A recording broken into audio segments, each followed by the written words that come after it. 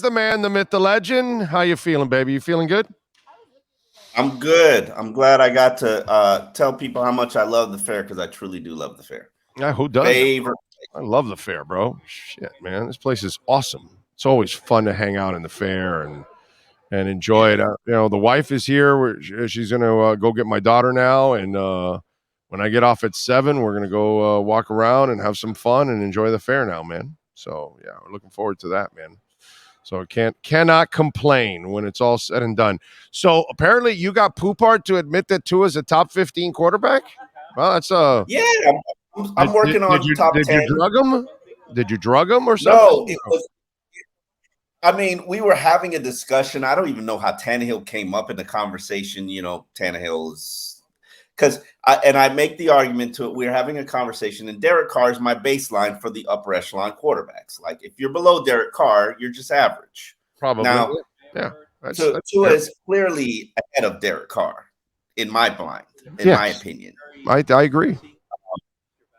You could slice it and twist it and dice it however you'd like. Maybe he made more playoff appearances. Maybe Derek Carr has more fourth quarter comebacks or whatever you want. But Tua has way more upside than Derek Carr if he can stay healthy. So that's there. And I think you can make the argument. I haven't done the math, but I haven't done like the really analytical look. But I think you can make the argument Tua safely in the top 10 quarterbacks. I think so. Not safe, but sneaks in. I think into so. the back end. I think he showed it this year, the way he can sling the ball and the accuracy and all that stuff. I think he showed it. He's only got one issue, bro. And his issue is he's got to learn how to stay on the field. And that's what we're going to find out this year if he's able to do that. By the way, a little news story developed thanks to Drew Rosenhaus. He told Pat McAfee that the Dolphins and the Packers were interested in Darren Waller last year during the season. But obviously, Waller never was moved, but was moved in the offseason to the Giants for a third rounder. And now when I think about Bruce Beal and Stephen Ross, I think about, well, wait a minute. Chris Kerr could have used 2 third-round picks for Jalen Ramsey and Darren Waller. That would have been pretty cool, bro. You know what? And that doesn't necessarily surprise me. And here's the reason why I say it doesn't surprise me. Chris Kerr has more trade conversations than probably any other GM. Like, if there's a player out there, you don't think they've had conversations about Cook and Henry? Like, they're having the conversation. Now, whether or not they want to take it past the conversation and actually, really, really, try to execute the deal. Right. They want to see if they can get low-hanging fruit. That's what that's kind of been the MO now for them, right? Like, you're trading Jalen Ramsey? Okay, so what do you want from him? Well, we want a first. It's not necessarily low-hanging fruit. I think that they always look at those franchises that are in tough financial situations and try to figure out ways that they can benefit from it. Jalen Ramsey was one of those trades where they projected, and they probably targeted it. They probably looked at it and said, hey, these players are probably going to come loose, come off the tree, and and they're still ripe, and we could probably make a good little meal, have a good little mixed drink out of this Jalen Ramsey guy. They do it every offseason. I think that I'm having this discussion with Poupart, and we're going to evaluate Chris Greer in a very thorough nature next Sunday for the All Dolphins podcast. But I think trades is the best thing that Chris Greer does. I think managing the cap, with the exception of this year, it's a little bit of a challenge, but that's because you're going all in on these drafts. Is the second best thing that he does, because I think they're usually in a very good financial spot. Now, drafting, free agents, roster management, it's like, those are all to me like kind of C-ish areas. But he's killed at trades. Are they a contender for the division? Yeah, I guess you could put them in that conversation. Yeah, no question. But they could also end up the 14 in that division. So when were they a contender for the last 15 years? They're always a contender at this point in the year. I mean, don't act like Don't start with that shit that you picked up in Ndamukong Suh and you're a contender. I'm talking about for real now. For real now. Okay. For You're real now. talking. There's life before Tom Brady, and then life what after I'm trying Tom to Brady. tell you is that you can't say Chris Greer's not a good GM when you're actually a contender now. You never were Bro, a contender the last 20 that's years. life after Tom Brady. That's life after Tom Brady.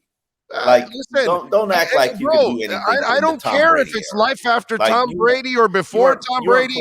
No, listen, it's the Bills, not Tom Brady now. They have to deal with the Bills, and they played the Bills this year like they've never played the Bills the last couple of years, correct? Correct. Right? Right? Did we lose him? Is volume there? We can't hear him. I'm here. Can you hear There me? we go. There we go. So it's really the Bills, not the Patriots anymore. It's the Bills that they have to deal with. They're the monsters of the Midway.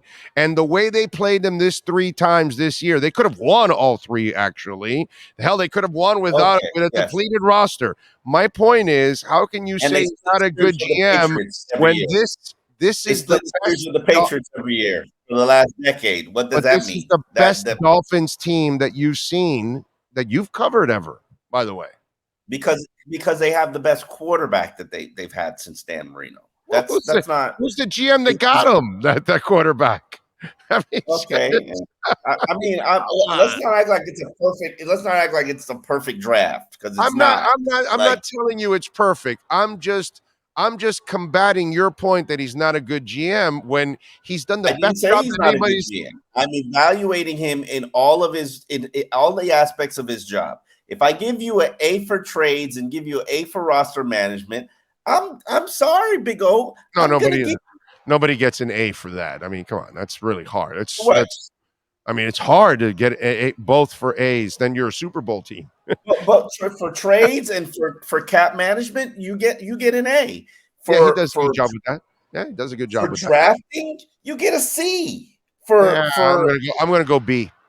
Oh, you're definitely a C. If you got a franchise quarterback, my brother. Yeah, that alone in itself, and then all the other draft picks that you have. I think Jalen Phillips is going to be a star. They have a good. I think Jalen Waddle is a star. Hold on. Get off the train a little bit. They got a good quarterback. Do they have a franchise quarterback? I think so. Because I don't know if he's playing another 8 years. If he's healthy, he's a franchise quarterback. That's the only thing. The only thing that stops him, the only ability is not stopping him from being a franchise quarterback. It's availability that stops him from being a franchise quarterback. So I believe you do have a franchise quarterback. It's just the kid has to learn how to stay healthy. If he can do that, then he can be a franchise quarterback, because some guys aren't meant to stay healthy. And I'm going through free agents now, and I'm looking at what's still available out there. And most of the guys, there's 2 common denominators for guys that are still available out there who are probably going to have to take the $1 million to $3 million contract. It's durability, age, and guys who are coming back from an injury. Right. So it's hard to say that Tua is not going to fall into one of those categories for at least 1/3 of his career. So. Maybe. That's you got and believe totally in ability, but there's a reason why teams didn't have him on their draft board, and there's a reason why people are still concerned about the hip injury and one bad hit. There's a reason why Dolphin fans are obsessed about making the offensive line better, because they know that stands in the way of Tua actually having a long and healthy and productive NFL career. We like what he brings to the table. The question is, how often is he going to bring it to the table for the next 10 years? And let years of productivity. I'm with you there. By the way, I should have saved the tweet. I should have taken a picture of it, that you answered somebody that you said. You're chopping up. I don't know if you can hear me. Okay, I hear you perfectly. I don't know. Can you hear me perfectly now? His internet's a little choppy. I can hear you now. Okay.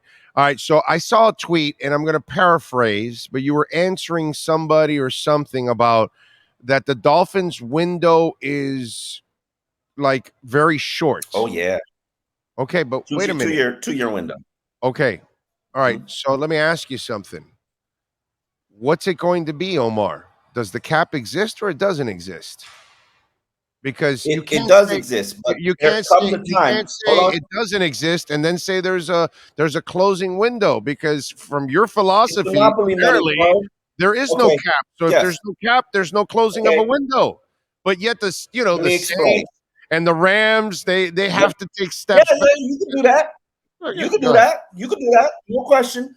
There, as they presently sit, their window is going to be a 2-year window. Now, there are things that they can do to prevent it from being a 2-year window. They can cut Ogba, cut Baker, probably going to be done. They could restructure Christian Wilkins, restructure Connor Williams, and give to a long-term contract. You do all 5 of those moves, which is why the cap is real. And You do all and, 5 of them. and no, you're missing one factor. All of that you said makes all the sense in the world, but you're missing one ingredient to make your cake. You must hit What's on that? your draft picks You don't got no along the draft way, picks this year. because So really, I mean, that's if you don't hit on your draft picks, then you can't weed out the expensive contracts because you're not replacing them with good young players. So that's part of the process in order. I Because see, it's funny because you talk about how the cap doesn't exist, but then you say there's a window, and I agree with I hear you now. You said and I you must hit on your draft picks. right, because that's the only way Oh man, you it's can gone keep. again. Oh, you're gone again. Okay, so I think it's your internet. It's your internet that's coming in and out, because we didn't have issues with anybody else. So can you hear me now? Yeah, You hear me now? I hear You you hear me? now. Yeah. Okay, so the only ingredient missing to finish your cake is you have to hit the draft picks along the way. So while you're pushing players out, you have to be able to add cheap young players in there that are good Okay. and that So can you got develop 2 down the line. this year. Right. You No, I got know. 2 this year. Not really much you can do with that. And then next year you gotta, next year's. Oh, you get back I'm your not picks. expecting a rookie, huh? Hmm? Next year you get back your What'd you say? picks. Next year you get back Yeah, your but allotment pick. I'm not expecting a rookie class to just hit the ground floor running and be 4 contributors to a Super Bowl contending team.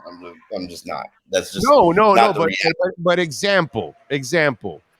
Channing Mm, Tindall has to become a part of your defense this year to justify the pick last year. And then Azukama is another right. guy that you want him to be a part of your rotation now, those kind of things.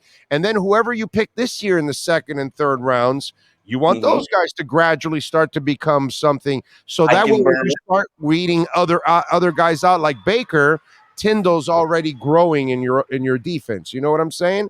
So Absolutely, yeah, no question. I think that's also coaching. I don't put that all on true, Greer. That's also coaching.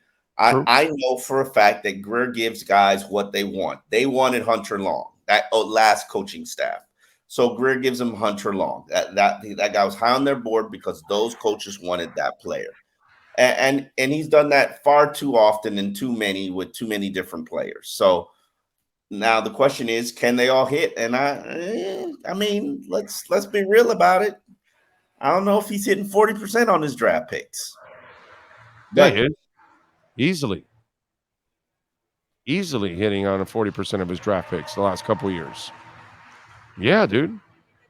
If you look at it, he might be hitting 50% on his draft picks. not from when he Don't began. don't go Gase and Tannenbaum. Go post I'm, I, Gase, I said 2019 is the starting point for Chris Greer. It's that's post where. post post Gase Tannenbaum. He's done a really good job because he's had less people in the way. Flo got in his way a little bit for certain things, like you just mentioned, and hurt him in other ways too, because he brought Flowers in and then he wanted to get rid of him, and then that hurt him cap wise. And what was the other guy that he wanted Van Noy, and then he didn't want Van Noy, and then that hurts the GM too at the same time, because it's like, bro, I get the guy you want, and then next year you don't want him anymore. It was the Philbin thing. You know about Philbin. Philbin would go in every week, every other day, and complain about a guy that he couldn't coach. It got to the point that the front office told him, Joe, you got to coach people. You better deal with some of these characters. That's just the way it is. Joe Philbin didn't want to coach anybody that had a difference of opinion with him, ever, bro. He wanted him out. Mm, It's crazy. 3, 4. All Oh, right, man, wake up. What do you got going Hold on? on. 1, 2. No, they're 2 of 6 in 2019, 4 of 11 in 2020, and I believe 4 of 1, 2, 3, 4, 5, 6, 7, and 3 of 7, 3 of 7. Where? So Let's see. Oh, you're talking. Oh, okay. Last year, 2 years ago, go 21. Jalen Waddle, Phillips, Holland, and that's it, yeah, right? Because Eichenberg, Hunter Long, Larry Coleman, and Jared Dokes did nothing. All right, so you hit yep, on your first three. And Eichenberg could be the guy this year if he does turn the corner. could Tua, be. no. Tua, yes. Austin, no. Noah, no. Yeah, 4 of 7. Robert Hunt, yes. Raekwon Davis, is he a yes, a no, a maybe? I counted him. All right, barely. Brandon Jones, definitely a yes, for sure. Mm-hmm. And then after that, Solomon Kinley, Strobridge, Weaver, and Ferguson. Those are late picks, but okay. But that's a good draft. And then 19, Wilkins is a hit. I Yep, like and Van then Ginkel. I like Van Ginkel. Van Ginkel's fine. I counted him. I said 2 of 6, And and I'm not Gaskin. really counting No, Miles Gaskin. you have to count Gaskin. You Bro, have to. if no, I don't have to because he was a lead runner on a disappointing rushing attack, and he was a 4-string running back this year, and they just signed him to just give him a job. Not He's a seventh round pick, and he's made it this many times. That's a successful fine. pick. He's a backup. I'm not It's a backup. Yeah, that's what your seventh round pick's okay. supposed to be, is backups. They're not I all mean, going to he be was Tom a Brady, starter bro. leading back for 2 years. I'll give it to you. Like 3 of 6, but it's not like wowzer. I mean, I say this all the time about 2019 draft. Nick Needham is probably Christian Wilkins is by far exceeded a lot of expectations, but Nick Needham outperformed him his rookie season, and Nick Needham is one hell of a rookie in that draft class. So Yes, well, that's a street free agent, but yeah, and they've done really good in that with Dieter. I mean, with Sealer and yeah, Kohu and I'll give you street God. free agents. I will absolutely, no question, give you. He gets a B in street free Oh, agents. that's how you Like, make up for some of your picks. You know what I'm yeah, saying? You have as to I make said up. to you previously, I'd Yeah, rather you do both. I'd rather you hit on them and add good street free agents. not Like, everybody's going to do that, bro. Most people are not going to hit on their free agents, on their undrafted free agents, on their draft picks.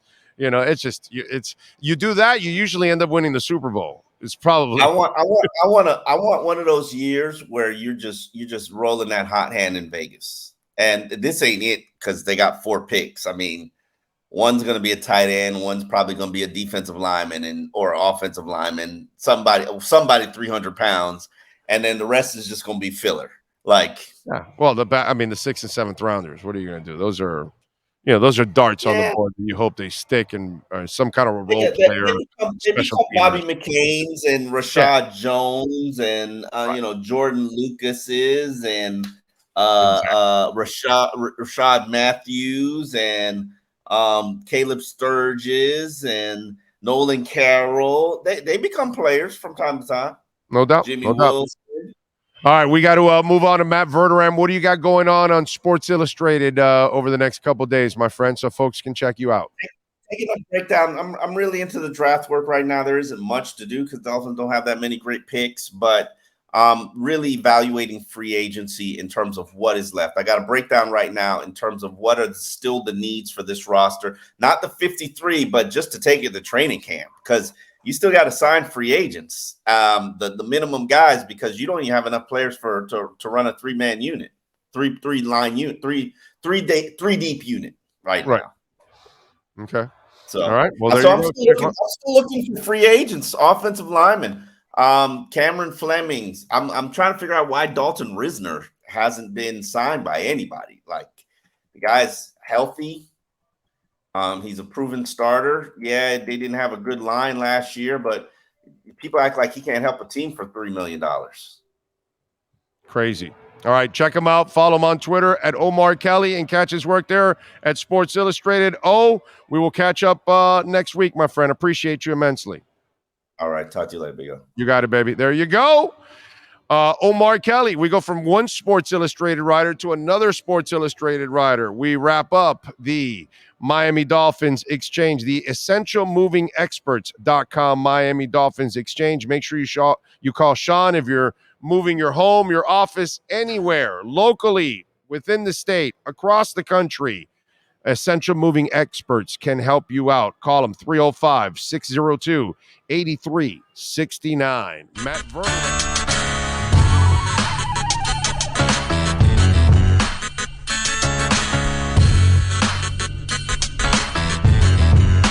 This is the Big O Show. This is the Big O Show.